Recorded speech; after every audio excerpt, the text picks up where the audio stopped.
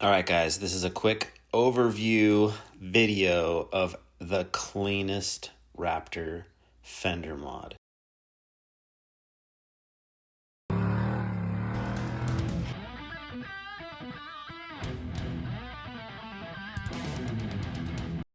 think what I'll use is this, I'll line this up, just have a reference point right here, right?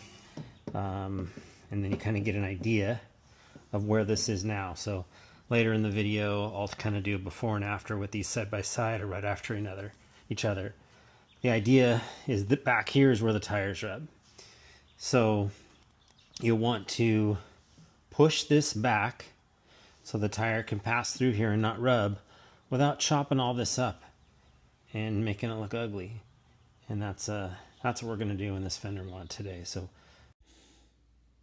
this kind of gives you an idea of how close the tire is to the fender when turned to full lock.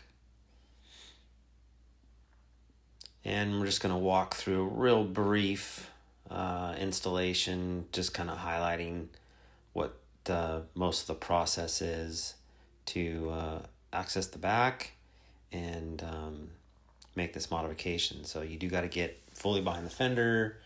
You got to get that insulation block out, and there is a fair amount of sheet metal trimming.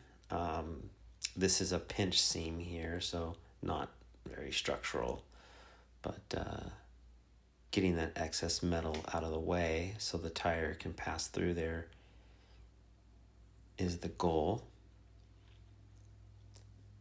And once all of that is clearanced back, we use this bracket to hold the fender flare in place, and heating up the plastic to also keep it out of the way of the tire.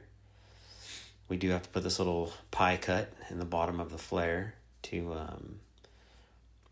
get the part where the tire would rub to stick against the sheet metal. Going back together, and here is pretty much the final result. Look at that difference compared to what it was before. This is huge.